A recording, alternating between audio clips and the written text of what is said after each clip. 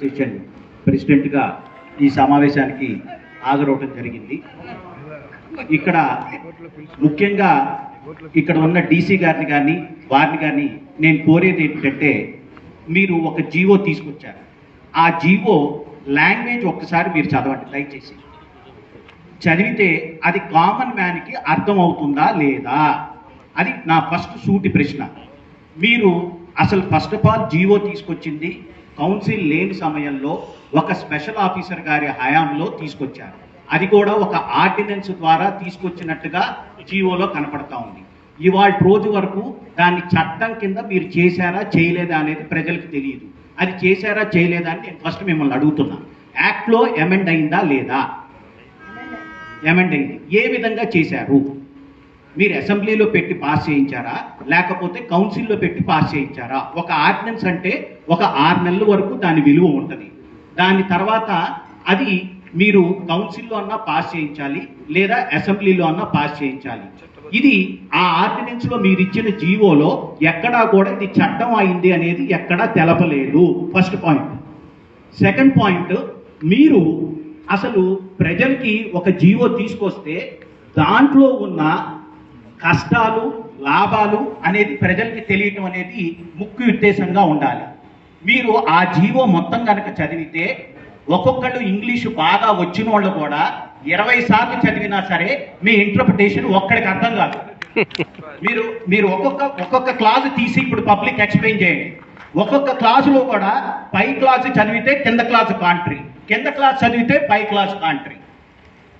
ఒక్క జీవోలో మీరు ఒక్కొక్క క్లాసు మీరు తీసుకొని చెప్పండి. అసలు మున్సిపల్ కార్పొరేషన్ పన్నులు ఏ విధానంగా మీరు ఇంప్లిమెంట్ చేస్తున్నారు ఇప్పటి వరకు? ఒరిజినల్గా ఏం చేశారు?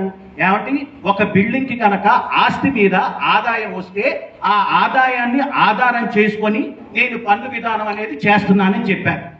ఇప్పుడు ఆ ఆదాయం అనేది తీసేసి తర్వాత మీరు జోనల్ సిస్టమ్ విజయవాడకి ఇంప్లిమెంట్ చేశారు. జోనల్ విధానం ఇంప్లిమెంట్ చేసి ఈ పర్టికులర్ జోన్కి మేము ఇంత రేట్ ఫిక్స్ చేసాం, మీ బిల్డింగ్ ఆ జోన్లో ఉంది కాబట్టి స్క్వేర్ ఫీట్ ప్రకారంగా మీరు ఇంత కట్టండి అని అన్నారు. అప్పుడే చాలామంది ఇండివిజువల్ ఎస్ఎస్సీస్ కోర్టుకి వెళ్ళటం జరిగింది. విజయవాడ కోర్టులో చాలా కేసులు, కొన్ని వేల కేసులు విజయవాడ మున్సిపల్ కార్పొరేషన్ ఓడిపోవటం జరిగింది. తర్వాత అది హైకోర్టులోకి కూడా వెళ్ళింది రూల్స్ ఫాలో అవ్వక. అది ఒకసారి పక్కన పెడతాం.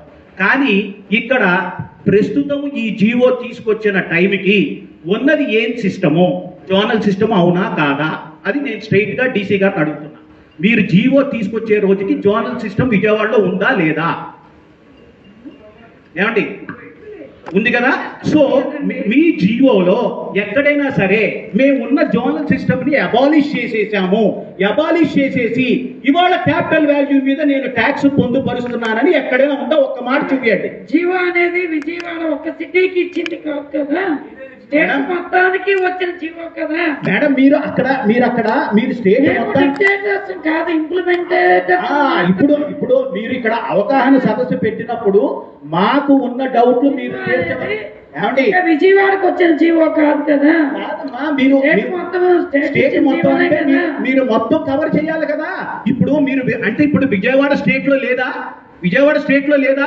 మీరు విజయవాడలో ఇచ్చారా అంటుంటే అది కాదమ్మా. జోనల్ సిస్టమ్ అనేది ప్రతి మున్సిపల్ కార్పొరేషన్ లో ఉంది కదా. ఇప్పుడు ఆంధ్రప్రదేశ్ లో ఎన్ని మున్సిపల్ కార్పొరేషన్లు ఉన్నాయి? కొన్ని అన్నిట్లో జోనల్ సిస్టమ్ ఇంప్లిమెంట్ చేశారు కదా. So what is the fate of the zonal system now? Where it is in the GO. మీరు మళ్ళీ దాంట్లో ఏం చేస్తున్నారు? జోనల్ సిస్టమ్ ని కంప్లీట్ గా సప్రెస్ చేసేసి మీరు మళ్ళీ రెంటల్ వాల్యూని దాంట్లోకి తీసుకొచ్చి సినారియోలోకి రెంటల్ వాల్యూ నుంచి క్యాపిటల్ వాల్యూ తీసుకొస్తున్నారు. ఈ జోనల్ సిస్టమ్ ఏమైపోయింది మధ్యలో? తర్వాత ఒక ఎలక్టెడ్ బాడీ ఉన్న తర్వాత ఒక GO, you please note that objection. ఎవరో స్టెనో గారు ఉన్నారు కదా, అక్కడ రాసుకోండి కాస్త. అసలు ఈ ఫేక్ జోనల్ సిస్టమ్ ఫేక్ ఏంటి? మీరు కంప్లీట్గా అబాలిష్ చేసేసారా లేకపోతే ఏంటి? మీరు ఇప్పుడు ఆ జీవో మొత్తం కూడా ఏమనుంది? ఒక రెంటల్ వాల్యూని తీసుకొని దాని నుంచి మేము capital value of the building వచ్చేసాము అని అంటున్నారు. Capital value of the building అనేది మీరు ఏ రోజున అసలు మీరు తీసుకుంటారు? మీరేం చెప్తున్నారు? సబ్ రిజిస్ట్రార్ వాల్యూ నేను తీసుకొని దాని మీద ఫిక్స్ చేస్తాను అంటున్నారు. ఆ జీవోలో ఉన్న ఘోరమైన విషయం ఏంటంటే మీకు అసలు మున్సిపల్ కార్పొరేషన్ వాళ్ళు ఒక ప్లాన్ అప్రూవ్ చేయాలంటే ఎంత సెట్ బ్యాక్స్ వదలమంటారు, ఎన్ని ఇదేంటి అపార్ట్మెంట్ కట్టినప్పుడు ఫ్లోర్ ఏరియా రేషియో వదలమంటారు, దానికి సెట్ బ్యాక్స్ వదలమంటారు, పార్కింగ్ లో అసలు మీరేమి కట్టడాలు లేకుండా పార్కింగ్ ప్లేస్ కంపల్సరీగా సెల్లార్ కింద వదలమంటారు. కానీ మీరు తీసుకొచ్చిన జీవోలో ప్లింత్ ఏరియా అంటే అపార్ట్మెంట్ కంట వాళ్ళు ఉంటే నివసించే ప్లింత్ ఏరియా కూడా కాదట, ఎదురుగుండా ఉన్న కారిడారు కింద ఉన్న పార్కింగ్ ఏరియాని కూడా దాంట్లో కన్సిడర్ చేస్తారట, టోటల్ సైట్ కింద. ఇది ఎక్కడ అన్యాయం అండి? మీరు చూడండి ప్లింత్ ఏరియా, మీరు చూడండి అపార్ట్మెంట్ డెఫినిషన్ కింద parking area is also included అని ఉంది, చదవండి ఒకసారి దయచేసి. సో అసలు పార్కింగ్ ఏరియాని కవర్ చేయటం ఏంటండి? మీరేమో మున్సిపల్ కార్పొరేషన్ వాళ్ళేమో పార్కింగ్ ఏరియా వదలకపోతే మేము ఇవ్వమంటారా అప్రూవ్డ్ ప్లాను? ఇవాళ క్యాపిటల్ వాల్యూ తీసుకోవాలి అంటే పార్కింగ్ కేసు ఏదైతే వదిలేసామో దాన్ని కూడా మేము క్యాపిటల్ వాల్యూ కింద తీసుకుంటాం అంటారా? ఎక్కడిది చట్టబద్ధం? మీరు అసలు జీవోని తెలుగులో ఎందుకు ప్రచురించలేదు? ప్రజలకు అర్థం కావద్దా? ప్రజల అభ్యంతరాలు తెలపాలి అనంటే ఆన్లైన్ సిస్టము, లేకపోతే ఇది అనంటే ఎట్లాగా? ఏ సచివాలయంలో ఎక్నాలెడ్జ్మెంట్ ఇస్తున్నారు మేము ఇస్తే అబ్జెక్షను? మీరు ఏమైనా చెక్ చేశారా ఇవాళ రోజు వరకు? ఎక్కడైనా సచివాలయంలో మేము ఇచ్చిన అబ్జెక్షన్కి మాకు ఇన్ రైటింగ్ మీరు ఇచ్చారని అక్నాలెడ్జ్మెంట్ ఇచ్చారా? సో ఇక జీవో తీసుకొచ్చి అభ్యంతరాలు తెలపమని చెప్పి ఏమిటిది అన్యాయం? ఇప్పుడు మీరు ఒకసారి ఒక అవగాహన సదస్సు అని అంటున్నారు, అవగాహన సదస్సు లేకపోతే ఏదోటి అబ్జెక్షన్ కావాలి అంటే ప్రజలకి ఆ జీవో యొక్క అర్థం తెలియాలి. అర్థం తెలియకుండా కాంప్లికేటెడ్ ఇంగ్లీష్లో ప్రతి క్లాస్కి, పై క్లాస్కి, కింద క్లాస్కి అర్థం లేకుండా కాంట్రడిక్టరీగా ఉన్నాయి ప్రతి క్లాసులు కూడా. మీరు 10% అంటారు ఒక చోట, no more than not 10%, not more than 15% అంటారు. మున్సిపల్ మినిస్టర్ గారేమో అబ్బే మీకున్న ట్యాక్స్ మీద 15% అంటే ఎక్కువ పెరగదండి అంటారు వారు. అసలు జీవోలో ఉన్నది వేరు, మున్సిపల్ మినిస్టర్ గారు చెప్పేది వేరు, ఆఫీసర్స్ చెప్పేది వేరు. ఇది ఎట్లాగా ప్రజల్లో ఏ విధంగా మీరు జీవోని లోపలికి తీసుకెళ్లి వాళ్ళకి అర్థమయ్యేటట్టు ఎప్పుడు తీసుకొస్తారు? మీరు ఆ ఇంగ్లీష్లో ఉన్న దానికి మీరు చదివి ఒక్కొక్క క్లాస్ చెప్పండి, నేను క్వశ్చన్ అడుగుతా. మీరు చెప్తానంటారు కదా, ఇంకా అక్కడి నుంచి జీవో ఎక్స్ప్లెయిన్ చేస్తానంటున్నారు కదా, ఒక్కొక్క క్లాస్ ఇంగ్లీష్లో చెప్పి మాకు తెలుగులో చెప్పండి, నేను చెప్తాను ఒక్కొక్క క్వశ్చన్కి answer. See that GO is such a complicated English. Even an English professor cannot read and interpret the clauses when it is read in toto. ప్రతి క్లాస్కి కాంట్రడిక్టరీ. అట్లాగే ఇప్పుడు క్యాపిటల్ వాల్యూ తీసుకుంటాం అంటున్నారు. క్యాపిటల్ వాల్యూ తీసుకుంటాం అంటే నాకంటే ముందు వక్తలు కూడా చాలా మంది మాట్లాడారు. ఏమని మాట్లాడారు? ఇప్పుడు ఏమంటే మేము ఎప్పుడో ఇల్లు కొనుక్కున్నాము, నేను ఎప్పుడో మా తాతలో మా తండ్రిలో ఎవరో కొన్నారు, వాళ్ళ తరతరాలుగా నేను అనుభవిస్తుంటే నేను ఆస్తిని పాడు చేయకుండా కాపాడుకున్నాను, అది మొత్తం నా సెల్ఫ్ ఆక్యుపేషన్లోనే ఉంది, ఒక్క రెంటల్ ఇన్కమ్ కూడా లేదు, దానికి కూడా మీరు క్యాపిటల్ వాల్యూ వేయటం ఏమిటి? అసలు ఎగ్జంప్షన్స్ ఏమన్నా ఉన్నాయా ఇక్కడ? మీరు జీవోలో ఏమో రెంటల్ వాల్యూ నుంచి నేను క్యాపిటల్ వాల్యూ మార్చేస్తున్నాను అన్నప్పుడు అసలు నాకు రెంటే రావట్లా. మీరు క్యాపిటల్ వాల్యూ తీసుకొని దాన్ని ఇవాళ ఉంది అని అంటే కనుక ఏం చేయాలి? ఆస్తులు అమ్ముకొని మీకు మున్సిపల్ ట్యాక్సులు కట్టాలా? ఎట్లా? దానికి ఒక నియమబద్ధత అనేది ఉండాలి. ఒక చట్టాన్ని తీసుకొస్తే కనుక ప్రజలకు ఉపయోగపడేటట్టుగా ఉండాలి. కానీ ఏ ప్రభుత్వమైనా ప్రజల చేత తిట్టించుకోవటానికో ప్రజలకి భారం అయ్యేటట్టు ఉండకూడదు. సో ఈ 198కి చట్టబద్ధంగా ఎక్కడ ఉన్నది అసలు ఇవాళ రోజున? మీరు క్యాపిటల్ వాల్యూ నుంచి రెంటల్ వాల్యూ నుంచి క్యాపిటల్ వాల్యూ అన్నారు, మున్సిపల్ కార్పొరేషన్లో ఉన్న జోనల్ సిస్టమ్ గురించి మాట్లాడరు, అట్లాగే ఒక స్పెషల్ ఆఫీసర్ ఇచ్చేసిన దానికి చెప్తున్నారు, ప్లింత్ ఏరియా అంటే ఇవన్నీ అంటున్నారు, మళ్ళీ దాంట్లో కూడా ఫస్ట్ ఇయర్కి ఒక టైప్ ఆఫ్ ట్యాక్స్ అంటున్నారు. అట్లాగే రేపు పొద్దున క్యాపిటల్ వాల్యూస్ కనుక గవర్నమెంట్కి ఎప్పుడు రెవెన్యూ అయితే అప్పుడు అవసరమైతే వాటిని పెంచుతారు. పెంచిన దాన్ని బట్టి ఇక్కడ అద్దెలు పెరిగినాయా లేవా, లేకపోతే ఇక్కడ అదే సెల్ఫ్ ఆక్యుపేషన్లో ఉన్నవాళ్ళు తరతరాలుగా నా తరం తర్వాత మా అబ్బాయో మా మనవడో ఎవరో ఒకళ్ళు ఉన్నా కూడా మీరు క్యాపిటల్ వాల్యూ మీరు తీసుకొని పెంచితే ఎట్లాగా? ఇక్కడ రెంటల్ ఇన్కమ్ ఉందా లేదా, ఒక వ్యక్తికి అతని సెల్ఫ్ ఆక్యుపేషన్లో ఉందా లేదా, సో అది అక్కడ కన్సిడరేషన్ లేదు. మీరు పాతది జోనల్ సిస్టమ్ పెట్టినప్పుడు age of the building, amenities ఇవన్నీ కన్సిడర్ చేశారు. అట్లాగే ఇప్పుడు మీరు ఫర్ ఎగ్జాంపుల్ ఈ జీవోలో not only property tax, there is drainage tax, there is water tax, there is conservancy tax, there is toilet tax. ఇక్కడ ఈ టాయిలెట్ ట్యాక్స్ దగ్గర మున్సిపల్ కార్పొరేషన్ వారు చూడాల్సింది ఏంటంటే, మీరు మొత్తం మాకు అండర్ గ్రౌండ్ డ్రైనేజ్ ఇచ్చినప్పుడు బాత్రూమ్కి 2500 చొప్పున మీరు కలెక్ట్ చేసి రోడ్డుకి కనెక్షన్ ఇప్పించారు. ఇప్పించిన తర్వాత ఇవాళ రోజున టాయిలెట్ ట్యాక్స్ ఏంటంటే మొత్తం వెళ్ళిపోయేది దాంట్లోకి వెళ్ళిపోతా ఉంది.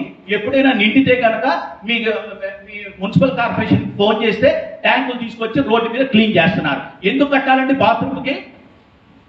బాత్రూమ్కి పన్ను ఎందుకు కట్టాలి? అందులో ఒక సంసారం పెద్దదై ఉంటే 4 బాత్రూంలో 5 బాత్రూంలో కన్వీనియన్స్ ఉంటే, ఇవాళ రోజున కోవిడ్ వచ్చినప్పుడు ఏమంటున్నారు, ఇంట్లో ఒక బాత్రూమ్ ఉంటే కుదరదు, వాడటానికి వీల్లేదు, మీరు వెళ్ళి హాస్పిటల్లో జాయిన్ అయిపోండి, లేకపోతే మిగతా వాళ్ళు ఎఫెక్ట్ అవుతారంటున్నారు ఇవాళ. కాబట్టి ఈ ప్రభుత్వం బాత్రూములు కట్టినా కూడా ఇది ఒక పెద్ద అఫెన్స్ కింద చేసి బాత్రూములకి పన్నా. ఓకే, చెత్త పన్ను అన్నప్పుడు మీరు మళ్ళీ మామూలుగా మా స్కావెంజర్స్ పంపించినప్పుడు మా దగ్గర ఆ డబ్బులు కలెక్ట్ చేస్తున్నారుగా, రోజు చెత్త తీసుకెళ్ళినప్పుడు నెలకి ఒకసారి మళ్ళీ దానికి చెత్త పన్ను అంటున్నారు. ఓకే, వాటర్ మీటర్ ప్రకారం కడుతున్నాం, మళ్ళీ పన్ను ఏంటండి వాటర్కి? మీటర్ ప్రకారం నేను ట్యాక్స్ కడుతున్నాను కదా. See why a citizen should be penalised twice. ఆ జీవోలో అక్కడ ఎక్కడైనా ఉందా? మీరు మంచినీళ్ళకి మీటర్ ప్రకారం కట్టించుకుంటున్నారు, మీరు మళ్ళీ వాటర్ ట్యాక్స్ వేయండి. మీరు ఆల్రెడీ ల్యాబొరేటరీస్ కట్టించుకున్నప్పుడు మీరు మీరు డబ్బులు కలెక్ట్ చేసేసి డైరెక్ట్ కనెక్షన్ ఇచ్చారు. మీ స్కావెంజర్స్ ఎవరు వచ్చి ఇళ్లలో టాయిలెట్స్ క్లీన్ చేయట్లా, ఎందుకు కట్టాలంటే టాయిలెట్స్కి పన్ను. సో అట్లాగే ఇప్పుడు చెత్త పన్ను అంటున్నారు, చెత్త పన్నుకి ఆ స్కావెంజర్స్కి డబ్బులు కలెక్ట్ చేస్తున్నారు. ఓన్లీ చెత్తకి ఓకే, పబ్లిక్ రోడ్లు క్లీన్ చేయాలి కదా అంటే to that extent we can understand. అంతకుముందు ఎడ్యుకేషన్ సెస్ ఉంది, ఇప్పుడు కన్జర్వెన్సీ ట్యాక్స్ అంటున్నారు. అసలు ఎక్కడా కూడా డెఫినిషన్ లేదు, ఒక తీరు లేదు, ఒక తెన్ను లేదు. ఒక 2-3 ఐఏఎస్ ఆఫీసర్లు కూర్చొని ప్రజల యొక్క కష్టాలు సుఖాలు తెలుసుకోకుండా జీవం తీసుకొచ్చి అర్ధరాత్రి పూట ప్రజల మీద రుద్దితే ఎట్లా? This has to be an end for this. తర్వాత ఎడ్యుకేషనల్ ఇన్స్టిట్యూషన్స్ ఇవాళ విజయవాడలో చాలా ఉన్నాయి.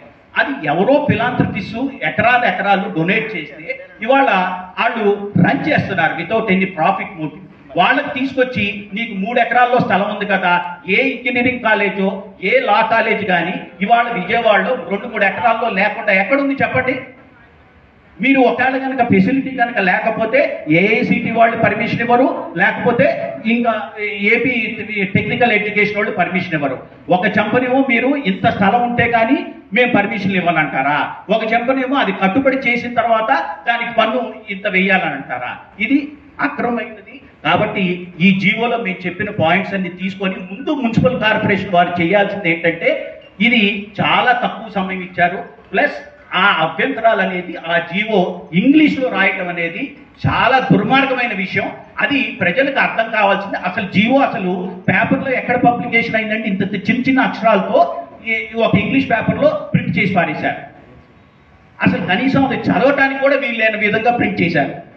మేము వెబ్సైట్లోకి వెళ్ళి మేము లోడ్ చేసుకొని మేము ప్రింట్లు తీసుకున్నాం వాటిని. సో అసలు ప్రజలకి మీకు ఈ జీవో మీద సరైన అవగాహన ఉండాలా లేదా అనేది కూడా దాన్ని మభ్యపరిచి ఏదో చీకటిమయంగా దీన్ని తీసుకురావటం అనేది చాలా దురదృష్టకరమైన విషయం. దీని మీద తీసుకొస్తే ప్రభుత్వానికే కాదు మున్సిపల్ కార్పొరేషన్ వారికి కూడా చాలా చెడ్డ పేరు వస్తుంది, ప్రజల్లో తిరుగుబాటు వస్తుంది. కాబట్టి మా అబ్జెక్షన్స్ అన్ని దయచేసి నోట్ చేసుకొని మీ కమిషనర్ గారి దృష్టికి తీసుకెళ్లాల్సిందిగా కోరుతున్నాం. ఈ సమయం ఇచ్చినందుకు చాలా ధన్యవాదాలు.